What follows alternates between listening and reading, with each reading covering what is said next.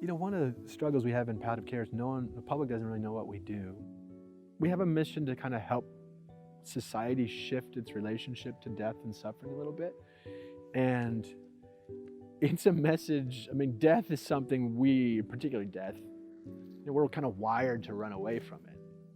When you're looking at the maybe social issue of gaps in care infrastructures or aging care, or just the social aversion to talking about death, the taboo of death, art is really good at going in and asking questions, getting people to think in very different ways and reflect on their entrenched habits. You know, how do we help people pay attention to something very tricky, very layered, very difficult?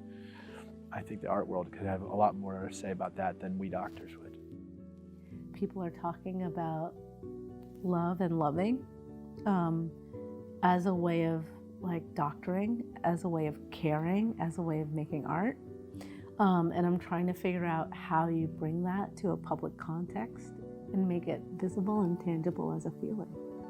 But just the idea that, again, that we are engaged in the same process of work and love, I think is really exciting. And to think about that, you know, my work as a palliative care doctor in some ways is very similar to the work of a social protest artist, for example, is really inspiring. And in the same way, I never really considered myself an artist or a creative person being in medicine, and just thinking about what we actually do in the exam room, trying to help people, you know, co-create a creative solution to the predicament that they find themselves in, that is an artistic process.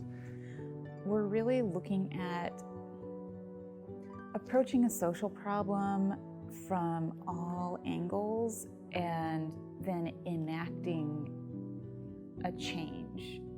That an organization like the Headlands thought to do this brings credibility to our what otherwise feel like can be like a lonely pursuit.